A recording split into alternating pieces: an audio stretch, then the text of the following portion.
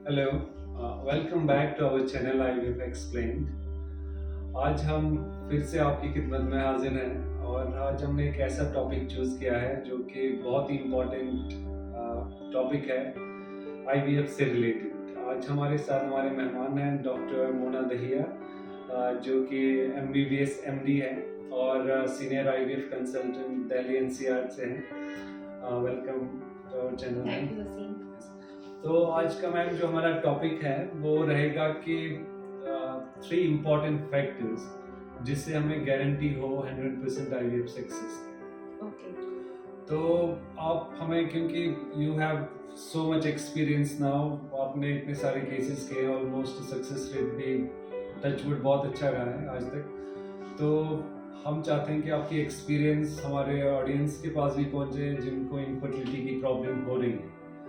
तो आप हमें जो आज टॉपिक सजेस्ट हमने किया है कि 3 important things that will guarantee 100% IVF success, आप शुरू कर लीजिए।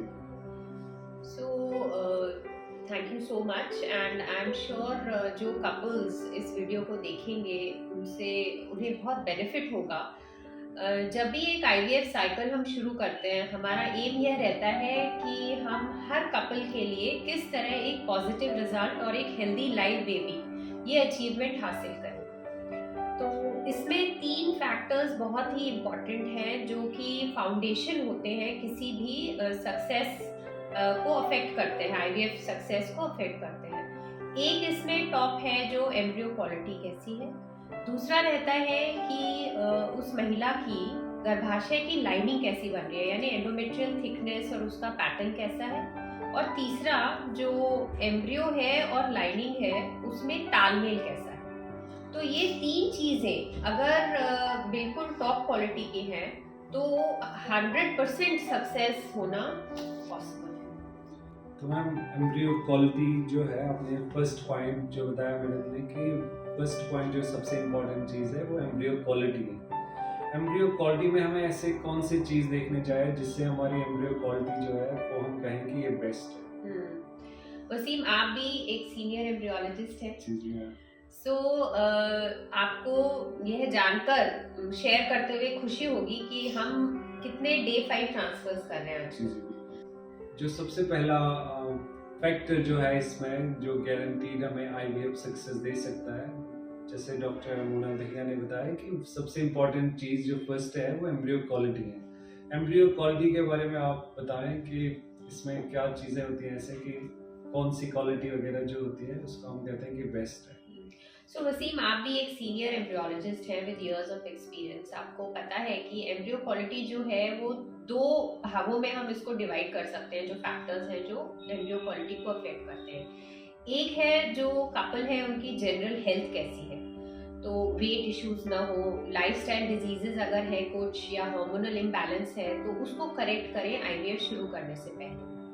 और दूसरी बात है जो हम एम्ब्रियो ट्रांसफर करते हैं, डे 5 एम्ब्रियो ट्रांसफर का हमारा एम रहता है लगभग 90% केसेस या उससे भी अधिकतर हमारे डे 5 ट्रांसफर होते हैं।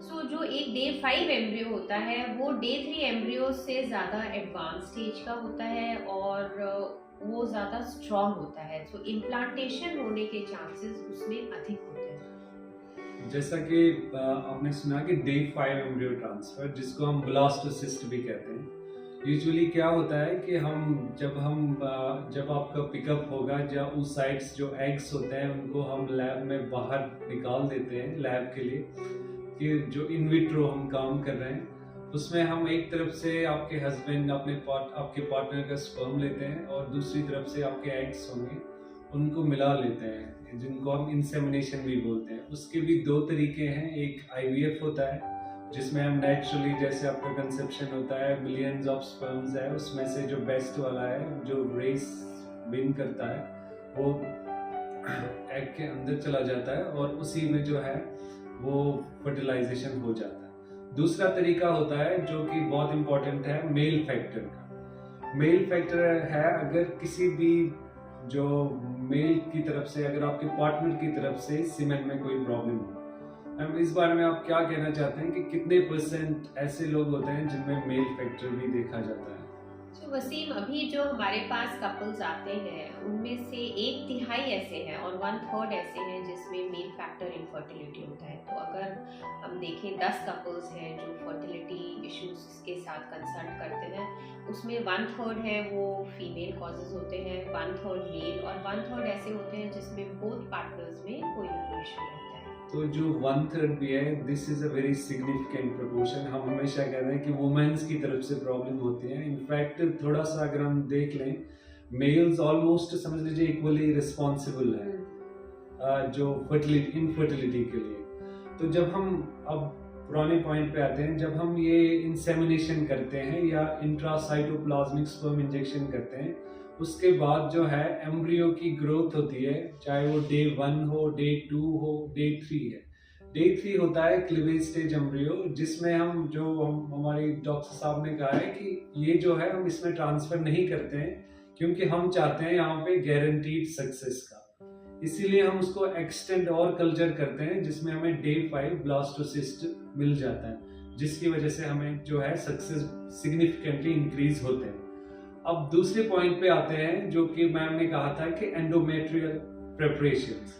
हम इसके बारे में आप बताएं, क्योंकि आपका एक्सपीरियंस इसमें है, जो भी डिफिकल्ट केसेस हैं, अनसक्सेसफुल केसेस हैं, क्योंकि बहुत सारे ऐसे कपल्स आते हैं जो बाहर से ट्राई करके आते हैं, अनफॉर्चुनेटली वहाँ सक्सेस नहीं होता है। तो एंडोमेट्रियम का क्या इंपॉर्टेंट रोल रहता है जिससे हमें गारंटीड सक्सेस मिले?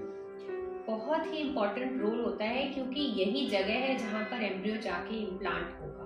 सो if we have a very good endometrium जिसकी थिकनेस अच्छी है, जिसका पैटर्न अच्छा है, तो we have 1/2 of the pattern. तो जितना एम्ब्रियो 50% कंट्रीब्यूट कर रहा है, तो 50% लाइनिंग भी ज़रूरी है कि अच्छी हो।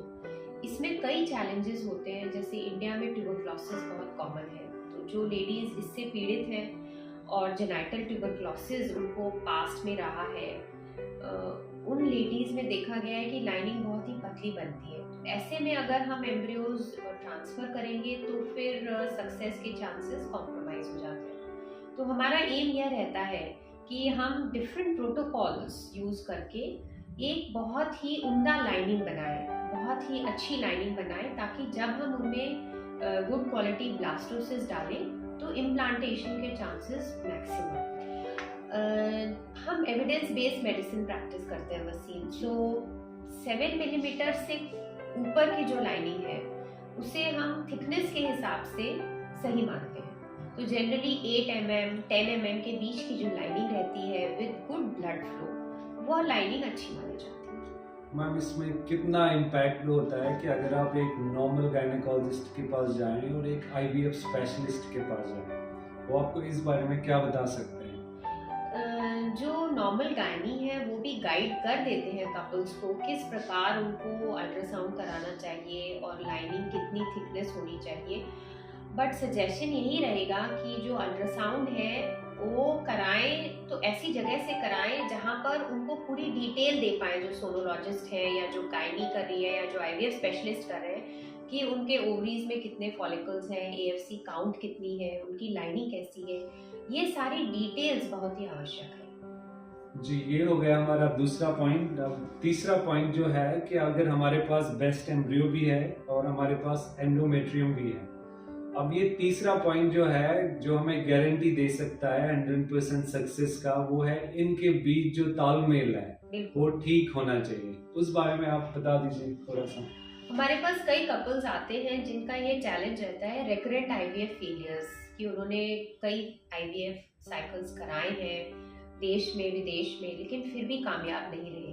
तो ऐसे में हम देखते हैं कई बार एम्ब्रियोज अच्छे हैं, लाइनिंग अच्छी है, लेकिन जो ट्रांसफ़र किया है एक विंडो ऑफ इम्प्लांटेशन रहता है, और 90% ऑफ द टाइम जो हम स्टैंडर्ड प्रोटोकॉल यूज़ करते हैं उससे हम उस विंडो ऑफ इम्प्लांटेशन में ट्रांसफ़र कर पाते हैं। लेकिन कई बार ऐसा देखा गया है कि हर लेडी की जो एक इंडिविजुअलाइज्ड विंडो ऑफ इम्प्लांटेशन है, अगर बार बार फेल हो रहा है, तो उस विंडो ऑफ इम्प्लांटेशन की जानकारी प्राप्त करने के लिए एक टेक्निक है जिसको हम कहते हैं एरा, यानी एंडोमेट्रियल रिसेप्टिविटी एरे।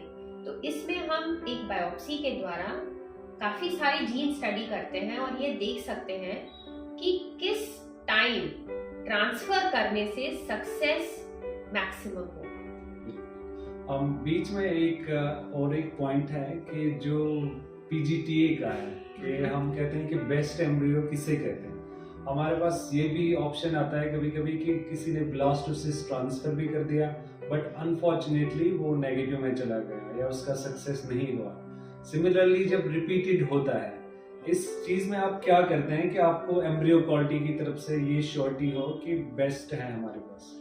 सो वसीम, जैसे आपने बताया टेक्निक है पीजीटीए, सो उसमें हम एक बायोप्सी करते हैं एम्ब्रियो की। जितने एम्ब्रियोज हैं वो सारे नॉर्मल नहीं होते अगर क्रोमोसोमली एनालाइज करें। सो जैसे जैसे एक लेडी की एज बढ़ती है उसकी एग की क्वालिटी अफेक्ट होती है और वो इन टर्न एम्ब्रियो क्वालिटी को भी अफेक्ट करती है।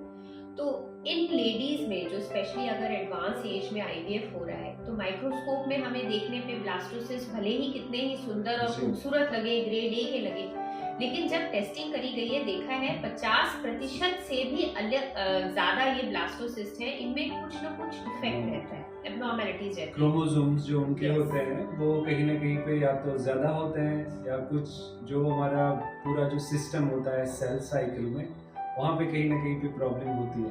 तो किस तरह ये डिटेक्ट करें कि कौन से एम्ब्रियोज हैं वो क्रोमोसोमली नॉर्मल है और उनको ट्रांसफर किया जाए, यह हम पीजीटीए टेक्निक से पता कर सकते हैं, जिसमें बायोप्सी लेके हम जीन टेस्टिंग के लिए भेजते हैं और फिर उन्हीं एम्ब्रियोज को डालते हैं जो नॉर्मल है। तो इससे भी सक्सेस रेट काफी हद तक बढ़ जाता है। जी, इसी को मैं अगर कंक्लूड कर लूँ कि 3 most important things to guaranteed 100% IVF success जो है, एक एम्ब्रियो क्वालिटी जिसमें हमें जो है सबसे बेस्ट एम्ब्रियो होना चाहिए, वो भी डे 5 ब्लास्टोसिस्ट का, और उसके साथ अगर वो टेस्ट करके हो तो वो और भी ज्यादा अच्छा है।